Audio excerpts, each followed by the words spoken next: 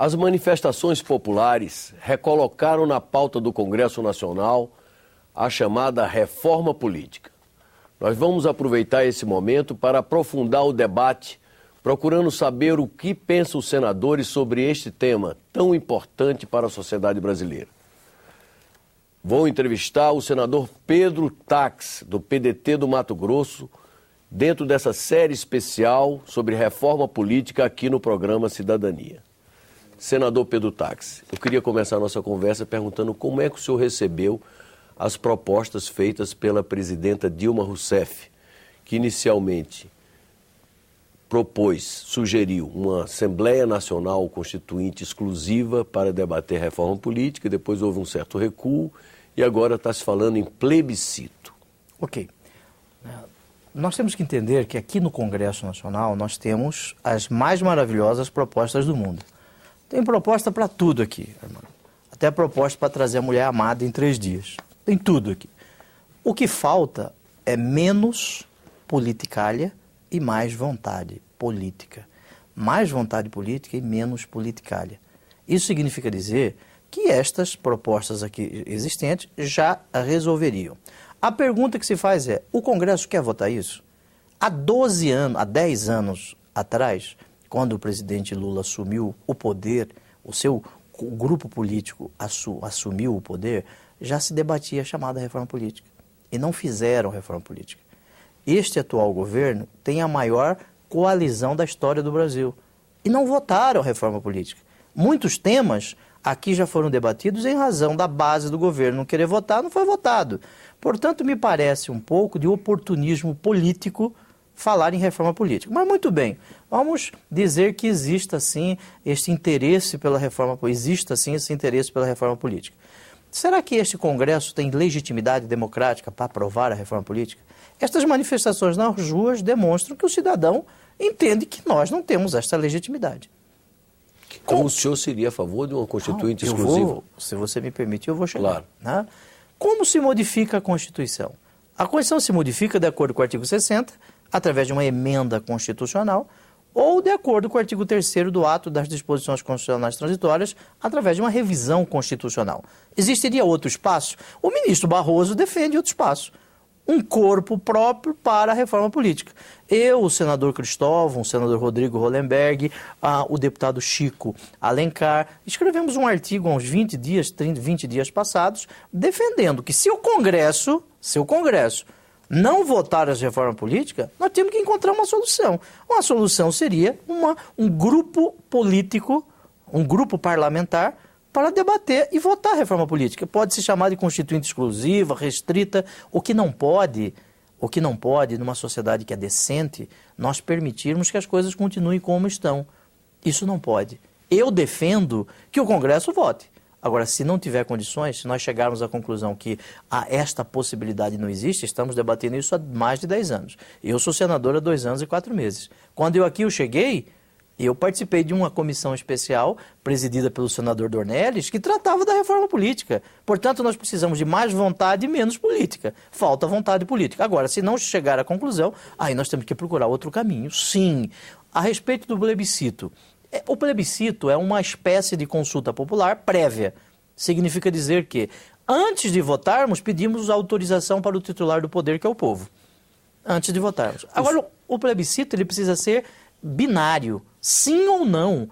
Ele não pode ser muito detalhado. Ele não existe como você debater num plebiscito questões como que tipo de financiamento que nós queremos? Qual o tipo de sistema distrital? O sistema distrital misto? Misto com segundo turno? Misto com primeiro turno? São muitas indagações para você fazer no plebiscito. Tecnicamente, não é aconselhável um plebiscito. O ideal seria um referendo. Qual a diferença? O referendo é posterior. Aqui no Congresso nós debatemos os temas e colocamos sobre a aprovação do povo, para a aprovação do povo, que é o titular do poder. Sim ou não? É isso. Não existe como você explicar ao cidadão um sistema proporcional em uma consulta popular chamada plebiscito. Sistema proporcional. Nós temos que explicar quociente eleitoral, quociente partidário, temos que explicar os eleitos, técnica de divisão das sobras, qual é o método adotado, método belga ou não. Isso é muito detalhado. No plebiscito, o ideal seriam 2 questões. sim ou não a respeito disso. Aí é aconselhável. E fazer isso também agora, com a possibilidade de aplicação na eleição de 2014, penso que não dê tempo. Por quê? Porque a Constituição, no artigo 16, estabelece o chamado princípio da anualidade eleitoral. Alguns chamam de anterioridade. Anualidade eleitoral. E o Supremo já chegou à conclusão que isso é uma cláusula pétrea. Assim, nós não podemos fazer modificações legislativas para que possam produzir efeitos com menos de um ano. É aí a minha preocupação. Ou seja, o senhor tende a votar contra a proposta de plebiscito. Eu preciso ver a proposta do plebiscito. Eu não vi. Só existe fofoca de que será apresentado. E, aliás, a presidente não pode apresentar a proposta de plebiscito. Ela pode pedir para um de suas lideranças o fazer ou mandar uma mensagem para cá. Cabe ao Congresso votar, de acordo com o artigo 49, um decreto legislativo para que isso ocorra. Muito bem. Antes de palpitar, eu quero ver quais são as perguntas. Se forem perguntas, várias perguntas, isto confunde o cidadão. Isto não é correto. Então, o senhor preferiria que uma proposta global fosse discutida, aprovada e submetida a um posterior referendo? Exatamente. Exatamente isso. E qual seria a proposta, as linhas gerais, as linhas mestras da proposta preferida pelo senador Pedro Táxi? Sob sistema eleitoral, eu defendo que nas eleições parlamentares, vereador, deputado estadual, deputado federal, nós tivéssemos o sistema distrital. Puro. O sistema distrital puro. Sistema distrital puro. Ou seja, o Brasil seria subdividido em distritos. Sim, exatamente. Em cada distrito haveria eleição. Sistema eleitoral puro. Eu defendo isso. Um exemplo. Mato Grosso são 8 deputados federais. Dividiríamos o estado em 8 distritos. São 24 deputados estaduais. Dividiríamos o estado em 24 distritos. Muito bem. Não existe nenhum sistema eleitoral que seja perfeito. Todos eles possuem falhas, possuem defeitos e possuem pontos favoráveis. Nós não temos um sistema que é o mágico. Alguns são contrários ao sistema eleitoral distrital, porque nós teríamos que dividir a população brasileira por 513. E aí alguns estados que têm 8 deputados passarão a ter 1 deputado federal. Isso em razão da chamada representatividade populacional, porque existe um sistema chamado One Man, One Vote, um homem, um voto. Nos Estados Unidos, existem estados que possuem um único representante, porque você conta o número de habitantes para que você chegue ao número dos deputados federais. Isso vai ser aceito no Brasil? Vai ser acatado no Brasil? Eu defendo, sim, a diminuição do número de deputados federais e senadores. Defendo isso. Hoje nós temos 513 deputados federais. 513. Nós temos 200 milhões de habitantes. Os Estados Unidos têm 100 milhões de habitantes a mais e 100 deputados a menos. Os Estados Unidos têm 50 estados, 2 senadores por estado. Por que 3? Nós temos que pensar nisso. Agora, eu quero saber se o Congresso Nacional tem vontade política para aprovar isso. Será que vão querer cortar a própria carne? Nós vamos querer cortar a própria carne? Precisamos acabar na reforma política com a suplência de senador dessa forma. Nada contra este ou aquele suplente, mas não é possível que o cidadão que não tenha representatividade possa ser representante. Esse é um outro ponto. Precisamos debater, sim, a imunidade processual. Precisamos debater o foro por prerrogativa de função. Isto é sistema político. O senhor considera, por exemplo, o senhor é favorável ao fim do foro especial? Sim, sou totalmente favorável. É contrário ao foro por prerrogativa de função. E quanto ao financiamento público ou privado? Financiamento público de campanha. Hoje eu sou favorável a que nós tenhamos um financiamento só através de pessoas físicas e nós tenhamos uma maior fiscalização. Com um certo limite. Um certo limite, estabelecer um teto. Agora, isso vai resolver o problema da corrupção eleitoral do Caixa 2? Não vai resolver. O que resolve é fiscalização, controle. E o que resolve antes disso é educação, para que o cidadão não aceite a corrupção. Se você permitir o financiamento só através de pessoas físicas com limite, muitas pessoas jurídicas vão dividir o dinheiro entre várias pessoas físicas e as pessoas físicas vão fazer a doação. Enquanto você encontra um mecanismo para melhorar a legislação, existem milhares de pessoas que buscam a forma para fraudar a legislação. Nós temos que dizer que isso é da humanidade. Né? Agora, precisamos de mecanismo de controle para que isso não ocorra. O voto em lista aberta, lista fechada, como é que o senhor se posiciona? Voto em lista, para mim, é um golpe. Você retira do cidadão o direito de escolher o seu representante. Você permite que caciques políticos possam escolher aqueles que serão eleitos, notadamente com esses partidos políticos que nós temos no Brasil, que não são orgânicos. Mas, por exemplo, o senador Cristóvão Buarque, que é do PDT, do seu partido, ele tem uma proposta. O eleitor votaria primeiro no partido, aí apareceria a lista de candidatos do partido e ele escolheria, então, o nome, nominalmente aquele... Existem vários modelos de sistema eleitoral com lista. Eu respeito a posição do senador Cristóvão Buarque, mas com ela eu não concordo. Candidaturas avulsas. Sou favorável a candidaturas avulsas. Sou favorável a candidaturas avulsas porque o cidadão hoje não se vê representado nos partidos políticos. Veja que os partidos políticos eles surgem no momento como entidades intermediárias entre o cidadão e aquele que exerce o poder. Hoje, cada cidadão é um partido político. Hoje, cada cidadão, através dos meios de comunicação, ele se manifesta, ele reivindica, ele tem causas. Nós poderíamos sim permitir a candidatura avulsa. Alguns, e eu já defendi a isso em um determinado momento, academicamente, que a candidatura avulsa ela deixa grupos vulneráveis sem proteção. É o caso de mulheres, negros, homossexuais. É possível que eles fiquem sem proteção, mas isso tem diminuído. Alguns países em que existe a candidatura avulsa, a crítica que se faz é essa, como nos Estados Unidos, como em Portugal, em que esses grupos vulneráveis ficam sem proteção no parlamento. As minorias ficariam sem proteção nos parlamentos. Mas nós poderíamos estabelecer um requisito para a candidatura avulsa, um determinado número de apoiamento. Mas tudo isso tem que ser debatido com o cidadão. Isso é possível em plebiscito? Não é possível em plebiscito.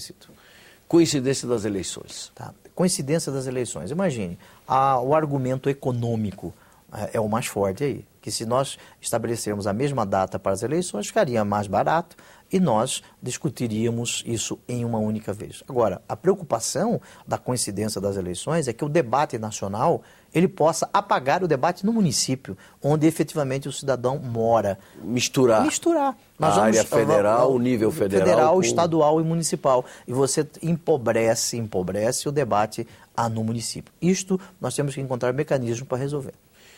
Proibição de reeleição para mandatos de prefeitos, governadores e do presidente da República. Sim, eu sou contrário à reeleição.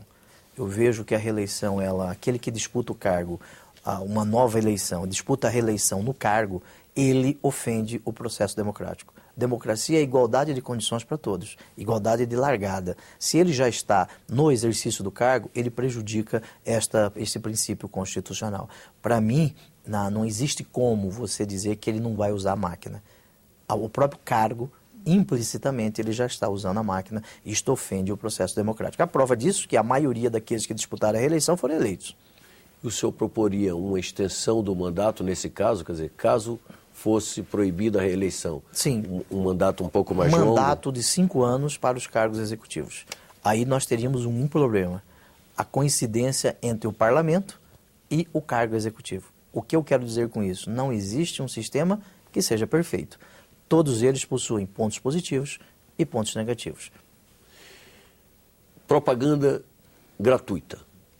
Okay. Muita gente defende uma simplificação até para o barateamento desses custos. Veja que a campanha eleitoral no Brasil hoje, o financiamento não é privado, não é? Ele é híbrido, ele é misto. Porque existe recurso particular, privado, de pessoas físicas ou jurídicas, e existe recurso público através do fundo partidário e dos programas eleitorais e partidários, que existe um bônus para ocorrer a isenção do imposto de renda das concessionárias. Portanto, o financiamento de campanha ele é híbrido, misto no Brasil. Nós temos que estabelecer um modelo para que o cidadão ele possa fazer a sua doação e as campanhas eleitorais, elas deixem de ser instrumento de marqueteiro político, para vender um artista. O político não é um artista. O político é um servidor público que está exercendo a sua atribuição. Agora, como fazer isso? Eu não tenho a solução para isso.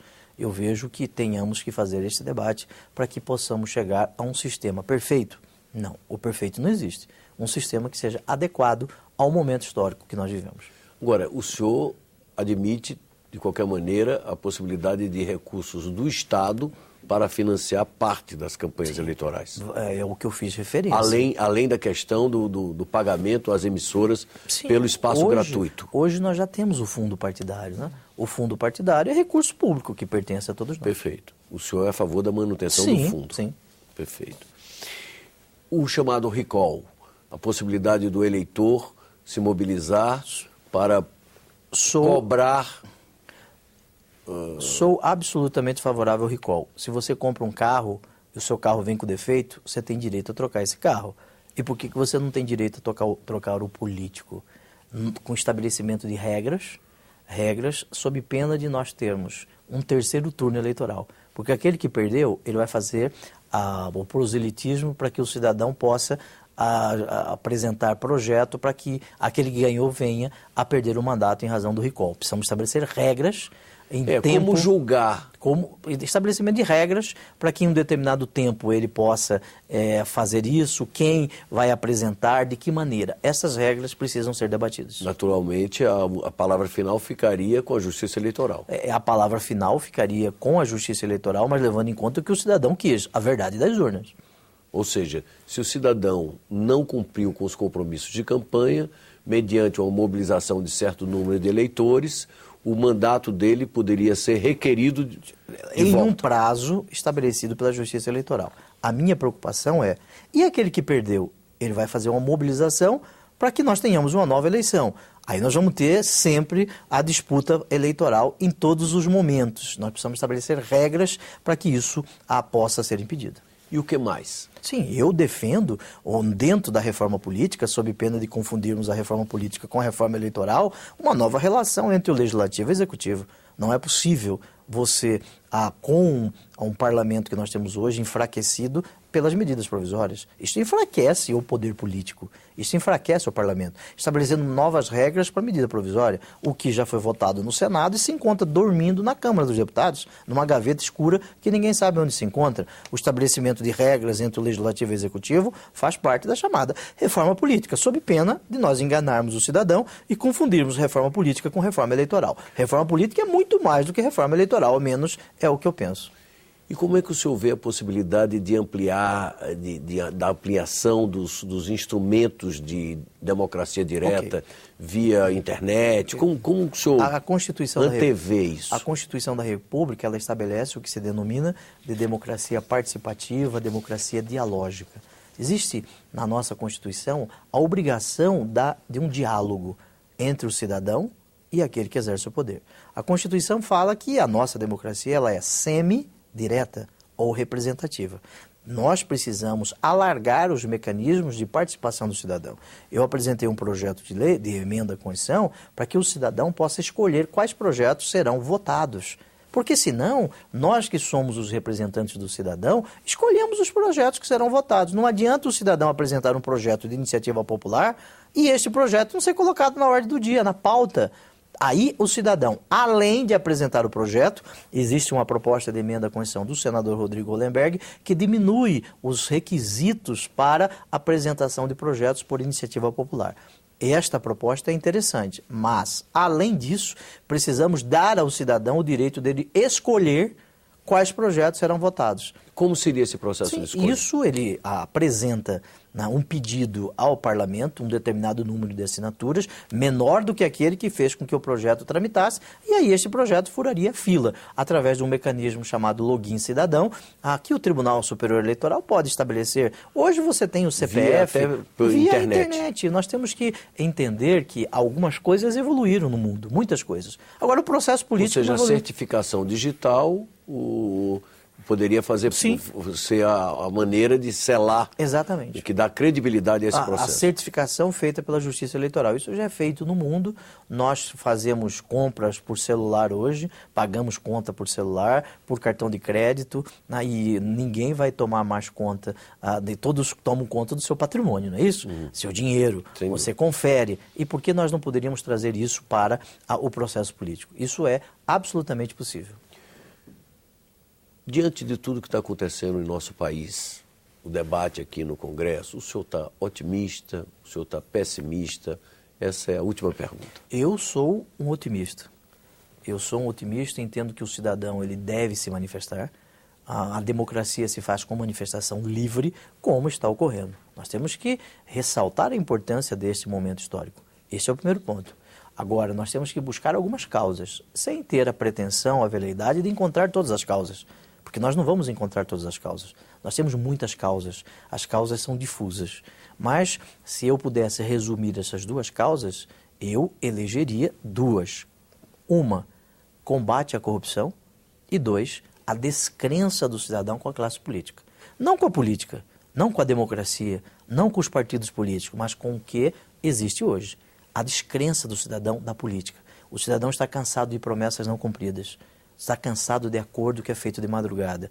O cidadão está cansado de projetos que não andam. E está cansado da corrupção. Imagine, nós temos no Supremo Tribunal Federal, o último tribunal, o tribunal mais importante do Brasil, condenação de mensaleiros. E agora vem embargos de declaração, embargos infringentes. Enquanto isso, eles estão participando da Comissão de Constituição e Justiça na Câmara dos Deputados. Isso é uma vergonha. Isso não existe num país sério. Isso não existe num país sério. Se o Supremo Tribunal Federal, se o Judiciário condena, aí nós vamos ainda permitir a participação destes cidadãos no processo político. Isto é uma farsa. Esse ponto precisamos debater. Temos que afastar os radicais. Temos que afastar aqueles que só querem baderna, aqueles que querem depredar o patrimônio público, particular, ofender a integridade de terceiro. Estes precisam ser afastados. Agora, nós precisamos ouvir as ruas, nós precisamos ter a humildade de ouvir e saber que nós não estamos atuando decentemente. Eu, como político, estou fazendo uma reflexão sobre isso. Será que a minha atuação está de acordo com os compromissos que eu assumi na campanha? Um dos meus compromissos foi apresentar um projeto que transforma a corrupção em crime hediondo. Apresentei esse projeto em 2011, saudei esse compromisso, mas eu tenho outros compromissos. Nós precisamos entender que o cidadão está impaciente e com razão. Muito obrigado pela entrevista. Vocês acabam de assistir uma entrevista com o senador Pedro Tax, na nossa série de especial para discutir e aprofundar a reforma política